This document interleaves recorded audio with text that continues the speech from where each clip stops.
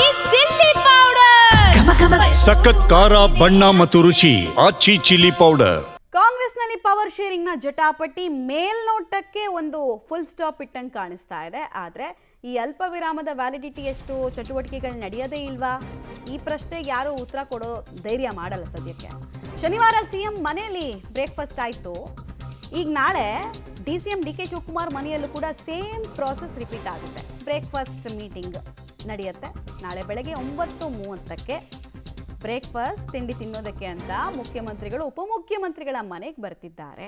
ಇಲ್ಲಿ ಯಾವ್ಯಾವ ವಿಚಾರಗಳ ಚರ್ಚೆ ಆಗತ್ತೆ ಮತ್ತು ದೆಹಲಿಗೆ ಹೋಗಬೇಕು ಅನ್ನೋ ಆಲೋಚನೆಯಲ್ಲಿ ಇಬ್ಬರೂ ಇದ್ದಾರೆ. ಅದಕ್ಕೆ ಏನೇನು ರೀಸನ್ಗಳನ್ನು ಹುಡುಕ್ತಾರೆ ಅನ್ನೋದು ನೋಡಬೇಕಾಗತ್ತೆ. ಕಾಂಗ್ರೆಸ್ನ ಸ್ಥಿತಿ ಹೇಗಾಗಿದೆ ಅಂದರೆ, ಒಳ್ಳೆ ಮೆಗಾ ಸೀರಿಯಲ್ನಲ್ಲಿ ಒಂದು ಸೀರಿಯಲ್ ಪಾಪ್ಯುಲರ್ ಆದಾಗ ಎಳಿತಾರೆ ಗೊತ್ತಾ ಸೀರಿಯಲ್ನ, ಹಾಗಾಗಿದೆ ಈ ಕತೆ. ನೋಡಿ, ಬ್ರೇಕ್ಫಾಸ್ಟ್ನಲ್ಲಿ ಪಕ್ಷದ ಗೊಂದಲಗಳ ಬಗ್ಗೆ ಇಲ್ಲೂ ಚರ್ಚೆ ಮಾಡ್ತಾರಂತೆ. ಸರ್ವಪಕ್ಷ ನಿಯೋಗವನ್ನು ಕೊಂಡೊಯ್ಯೋ ಬಗ್ಗೆ ತೀರ್ಮಾನ. ಅಜೆಂಡಾ ಹೇಳೋದೇನು, ಬಾಯಲ್ಲಿ ಬರೋದೇನು, ಅಭಿವೃದ್ಧಿ ಜಪ ನಾವು ಮಾಡ್ತಾ ಇದ್ದೀವಿ, ಹೀಗಾಗಿ ಈ ಮೀಟಿಂಗ್ ಸೇರ್ತಿದ್ದೀವಿ ಅಂತ. ಬಟ್ ಒಳಗೆ ಬೇರೆ ಬೇರೆ ವಿಚಾರಗಳು ಇರುತ್ತೆ. ಈ ವಾರದಲ್ಲೇ ದೆಹಲಿಗೆ ಸಿಎಂ ಮತ್ತು DCM ತೆರಳುತ್ತಾರೆ ಅನ್ನೋದರ ಡೀಟೇಲ್ಸ್ ಸಿಗ್ತಿದೆ. ಕೇಂದ್ರಕ್ಕೆ ಪ್ರೆಷರ್ ಬಿಲ್ಡ್ ಮಾಡೋದಕ್ಕೆ ಒಂದು ನಿಯೋಗ ಕೊಂಡೊಯ್ತೀವಿ, ಸಂಸದರ ಜೊತೆಗೆ ನಾವು ಮಾತಾಡ್ತೀವಿ, ಒಟ್ನಲ್ಲಿ ನಮಗೆ ಅಭಿವೃದ್ಧಿಯ ಚಿಂತನೆ ಇದೆ, ಜನರ ಪರವಾಗಿ ಕಾಳಜಿ ಇದೆ, ಹೀಗಾಗಿ ಈ ಬ್ರೇಕ್ಫಾಸ್ಟ್ ಮೀಟಿಂಗು ಅಂತ ಅವರು ಕ್ಯಾಮ್ರಾ ಮುಂದೆ ಹೇಳೋದು. ಬಟ್ ಒಳಗೆ ಫಾರ್ಮುಲಾ ಬೇರೆ. ಡೀಟೇಲ್ಸ್ ಕೊಡ್ತಾರೆ ರವೀಶ್. ಮೊನ್ನೆನೇ ಶನಿವಾರನೇ ಎದೆಯಲ್ಲಿ ಬೆಂಕಿ ಇಟ್ಕೊಂಡು ಬೆಳಗ್ಗೆ ಬಾಯಲ್ಲಿ ಉಪ್ಪಿಟ್ಟು ತಿನ್ನಬೇಕಾದ ಸ್ಥಿತಿಯಲ್ಲಿ ಇಬ್ಬರು ನಾಯಕರಿದ್ರು. ಈಗ ಮತ್ತೊಂದು ಸುತ್ತು ಸೇಮ್ ಪ್ರಾಸೆಸ್ ರಿಪೀಟ್ ಆಗುತ್ತೆ ಅಂತ. ನಾಳೆ ಏನೇಂದ್ರ ಬಗ್ಗೆ ಡಿಸ್ಕಷನ್ ಆಗುತ್ತೆ ಅಂತ ರಾಜಕೀಯ ವಲಯದಲ್ಲಿ ಮಾತುಕತೆಗಳಾಗ್ತಾ ಇದೆ ಅಂತ ರವೀಶ್. ಮಮತಾ, ಒಂದು ಸ್ಪಷ್ಟ, ಏಕೆಂದರೆ ಇವರಿಬ್ಬರ ಒಂದು ಟಿಫನ್ ಪಾಲಿಟಿಕ್ಸ್ ಏನಿದೆ ಇದರಲ್ಲಿ ಯಾವುದೇ ರೀತಿಯ ಮಾತುಕತೆ ಆಗಲ್ಲ ಮತ್ತು ಏನೂ ಕೂಡ ಬಗೆಹರಿಯಲ್ಲ ಅನ್ನೋದು ಸ್ಪಷ್ಟ. ಅಂದರೆ ಅವ್ರು ಕರೆದಿದ್ರು, ಅದಕ್ಕೆ ನಾವು ಕರಿತಾ ಇದ್ದೀವಿ. ಒಂದು ರೀತಿಯಲ್ಲಿ ಕರ್ಟಸಿ ಬ್ರೇಕ್ಫಾಸ್ಟ್ ಅಂತಲೇ ಹೇಳ್ಬೋದು. ಪ್ರಮುಖವಾಗಿರ್ತಕ್ಕಂಥದ್ದು ಇದೆಲ್ಲವನ್ನು ಕೂಡ ಹೈಕಮಾಂಡ್ಗೆ ಒಂದು ರೀತಿಯಲ್ಲಿ ಸಂದೇಶವನ್ನು ಕಳಿಸೋದಕ್ಕೆ.